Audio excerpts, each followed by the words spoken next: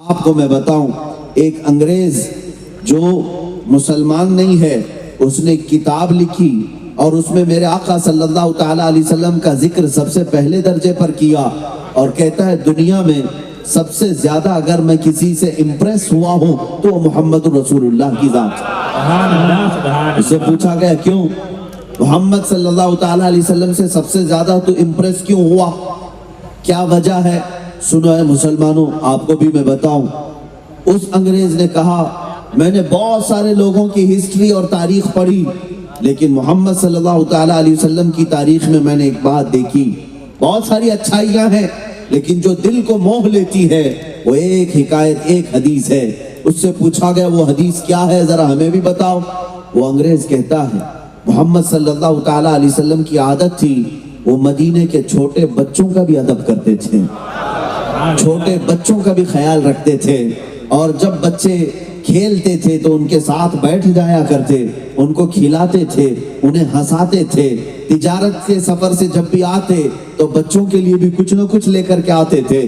ایک مرتبہ کا واقعہ بتاتا ہے، سنو، حدیث پاک میں ہے، وہ انگریز جس نے کتاب لکھی اور کہا مجھے سب سے زیادہ اگر کسی شخصیت سے اثر ہوا ہے تو محمد کی ذات ہے۔ کیوں؟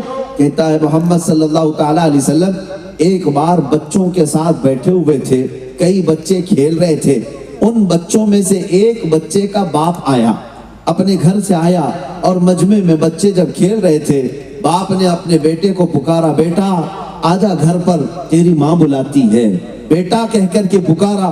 رسول پاک صلی اللہ تعالیٰ علیہ وسلم کھڑے ہو گئے اور اس آئے ہوئے شخص سے کہا کہ تو یہاں پر بیٹا کہہ کر کے مت پکارنا، بیٹا کہہ کر بچے کو مت پکار، اس کا نام جو ہے وہ لے کر پکار۔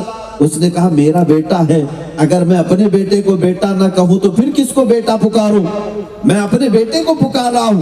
سنو اے مسلمانوں، مصطفیٰ کریم محمد رسول اللہ صلی اللہ تعالیٰ علیہ وسلم کا احساس کیا تھا؟ ارشاد فرماتے ہیں سچ ہے یہ تیرا بیٹا ہے، تو بیٹا کہہ کر پکار سکتا ہے لیکن اپنے گھر میں پکار، یہاں مت پکار، اس لیے کہ ان بچوں میں بہت سارے یتیم بچے بھی کھیل رہے ہیں جن کے باپ نہیں ہیں۔ اگر تو اپنا بیٹا کہہ کر پکارے گا ان بچوں کو اپنا باپ یاد آ جائے گا، انہیں کون بیٹا کہے گا، انہیں کون بیٹا کہہ کر پکارے گا۔ میرے عزیزوں، یہ حدیث پاک کے مفہوم میں آپ کے سامنے رکھ رہا ہوں۔ ایک نان مسلم ہے، اس نے میرے آقا صلی اللہ علیہ وسلم کے ان اخلاق کو دیکھ کر کے کتاب میں سر فہرست لکھا، دنیا کا اگر کامل کوئی انسان ہے تو محمد کی ذات، محمد صلی اللہ تعالیٰ علیہ وسلم کی ذات پاک ہے، جس کو بچوں کی یتیمی کا بھی درد تھا۔ حضور پاک صلی اللہ تعالیٰ علیہ وسلم احساس رکھتے کہ کہیں اس کا دل ملول نہ ہو جائے، اسے ہرٹ نہ ہو، اسے تکلیف نہ ہو۔ آپ کو پتا ہے اس امن عالم کا مسیحا رسول پاک صلی اللہ تعالیٰ علیہ وسلم کو آج کے ظالم کتے بھونکنے لگ گئے، حضور پاک کی ذات کو کیچڑ اچھالتے ہوئے کہنے لگ گئے کہ انہوں نے جنگیں سکھائی ہیں، آتنک سکھایا ہے، دہشت سکھائی ہے، تم نے پڑھا کیا ہے ہمارے نبی پاک کو؟ میں بتاتا ہوں، مدینہ طیبہ میں یہ اس زمانے کا رواج تھا، جب بھی کسی کے پاس ہتھیار ہوتے تو سب سے بڑا ہتھیار تلوار لے کر کے ہر کوئی چلتا تھا۔ آج کے زمانے میں رائفل، بندوقیں وغیرہ آ گئی، اس وقت جو بھی لوگ مال والے ہوتے وہ اپنے ساتھ تلوار لے کر ضرور چلتے، لیکن نبی کونین صلی اللہ تعالیٰ علیہ وسلم کی تعلیمات تو دیکھیں، تلوار کیسے لٹکائی جاتی تھی، تلوار بغل میں، اس کو نیام میں رکھ کر کے، اس کا ایک غلاف ہوتا تھا، اس کو اس طرح سے بغل میں لٹکا کر کے لوگ چلتے تھے جیسے آج بندوق لٹکائی جاتی ہے۔ ایک بار ایک صحابی تلوار لٹکائے ہوئے سامنے سے آ رہے تھے، تلوار کی ڈھال یعنی اس کی مٹھی اوپر کی طرف ہوتی اور اس کی انی، اس کا نوک نیچے کی طرف، سامنے اس طرح چاند کی شکل کیے ہوئے تلوار ہوا کرتی۔ حضور پاک صلی اللہ تعالیٰ علیہ وسلم کے سامنے آ رہے تھے، اللہ کے نبی صلی اللہ تعالیٰ علیہ وسلم کی تعلیمات دیکھیں، آپ نے ان کو روکا اور کہا یہ تلوار اپنے بغل سے نکالو اور اس کو پیچھے کی طرف موڑ لو، یہ جو انی ہے، یہ جو نوک ہے، اس کو پیچھے کی طرف کر لو۔ انہوں نے پوچھا طریقہ تو تلوار ڈالنے کا یہی ہے، لوگ تلوار اسی طرح سے لے کر چلتے ہیں، آپ صلی اللہ تعالیٰ علیہ وسلم کے اس طرح پیچھے کرنے کا حکم جو آیا، میرے آقا اس میں حکمت کیا ہے؟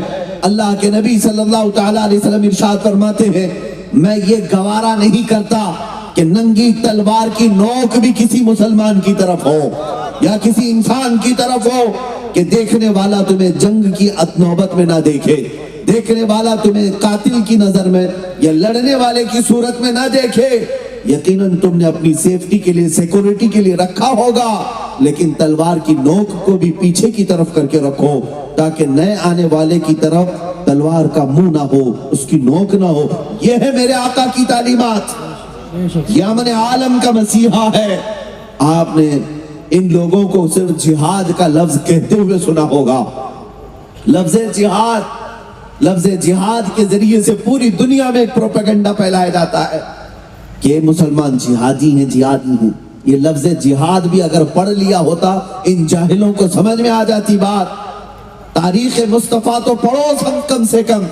نبی پاک صلی اللہ تعالیٰ علیہ وسلم کی زندگی پاک میں آپ کو پتا ہے تقریباً میرے آقا صلی اللہ تعالیٰ علیہ وسلم 17 جنگوں میں شرکت فرمائے، 17 غزوات، اور بعض روایات میں 27 ہیں۔ کل ملا کر 10 سال کے اندر 27 جنگیں ہوئی، جس میں چھوٹی بڑی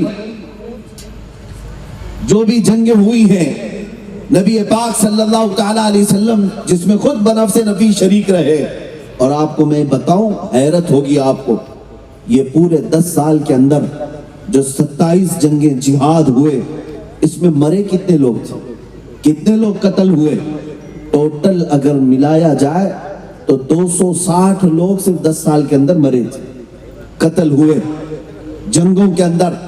اور ایک تاریخ میں ان کی بتاتا ہوں جو پوری دنیا کو سیکولر اور ڈیموکریسی اور امن کے نام پر تباہی مچاتے ہیں۔ آپ کو پتا ہے ورلڈ وار فرسٹ جو پہلی عالمی جنگ ہوئی تھی، اس کے اندر تقریباً 1 کروڑ لوگ مارے گئے تھے، 1 کروڑ سے زیادہ لوگ مارے گئے۔ اور دوسری جنگ عظیم جو ہوئی سیکنڈ ورلڈ وار، اس کے اندر 3 کروڑ سے زیادہ لوگ مارے گئے۔ اتنے ہی زخمی ہوئے، اتنے ہی بے گھر ہوئے، کتنے ملک تباہ ہوئے، کتنے بستیاں اجڑ گئیں۔ اور آج یہ اسلام کے جہاد کی طرف منہ اٹھائے بیٹھے ہیں، جن میں 10 سال کے اندر 250 سے زیادہ لوگوں کی جانیں کبھی نہیں گئی۔